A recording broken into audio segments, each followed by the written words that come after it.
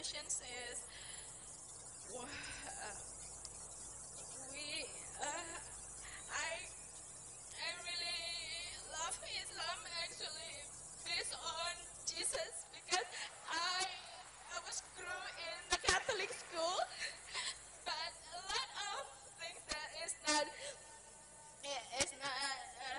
make sense to me. That's why I look for Islam, and I love Islam, and but I don't like the Muslim people in Indonesia, and I love dogs as a pet. So my question is actually why they can tell me I'm not a Muslim just because I have dogs as my pets. And I'm still learning, but they don't have any rights to judge me. Will you mind to explain? Because I didn't find anything in Al-Quran that says it's haram to pet a dog. And instead, I found that the history, a lot of the prophets are the shepherds, so they also have dogs to help them, including, if I'm not mistaken, correct me if I'm wrong, including the Prophet Muhammad. The Thank sister you. has a question.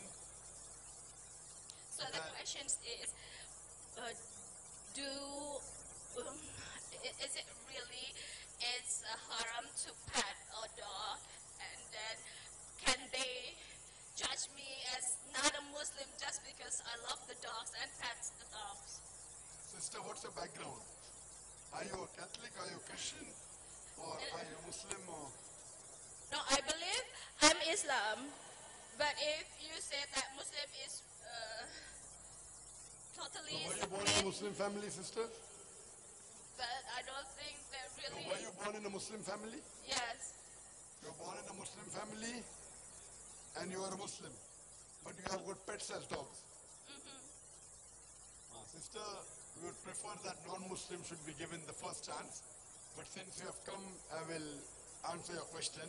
I would request the volunteers that before anyone asks a question, please check them are non-Muslims. I believe you're born in a Muslim family and you're a Muslim, correct? I believe I'm Muslim, but they say that I'm not Muslim. No.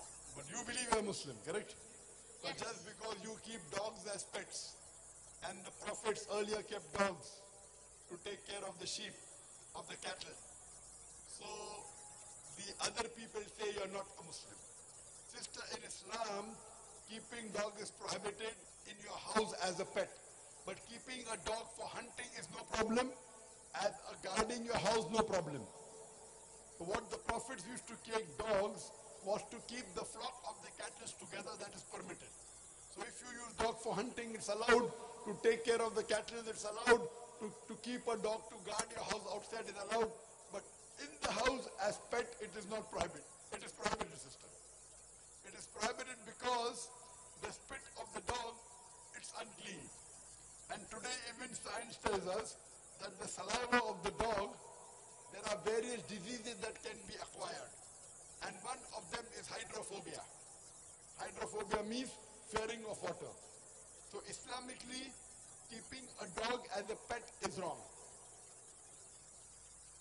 Now, if you keep a dog and you believe it is wrong, that's a different question. You may not be a practicing Muslim. But someone to say you are not a Muslim, that's a very strong statement. Just because one person doesn't follow some portion of the Quran or some portion of the Hadith, as long as you believe there is one God and you believe Prophet Muhammad is the messenger of God, as long as you don't do kufr, you cannot be called a non-Muslim, sister. As long as you agree, you have to agree what is mentioned by the Prophet, that keeping dog is prohibited because it leads to various diseases. Keeping a dog. You can keep him to guard your house, you can keep him to protect your cattle, no problem. But Islamically, keeping a dog is wrong. That's the reason a Prophet said that if the dog licks any vessel, we have to scrub it 3 times with earth.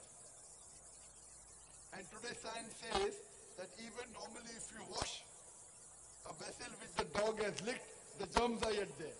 Only if you clean it with the earth does it go away. So imagine a dog comes into your house and he licks everywhere, he licks you, and you are praying in that house. So but natural, it is filthy, sister. So Islamically to keep a dog as a pet in your house is prohibited, sister. Hope that answers the question. Okay, thank you. But outside is okay, right? Outside as dog for hunting, for protection, not as a pet. For guarding the house. Guarding the house, no problem. But not that you have to allow him to lick you Yeah, or but to go over you. if we pat If you them, pat, you pat the head. Because the tongue cannot reach the head. So if you pat, you only pat the head because the tongue of the dog cannot reach the head. yeah, Hope that answers the question. thank you. You're most welcome. Since the time is running short, I would like to ask that are there any non-Muslim? How many non-Muslim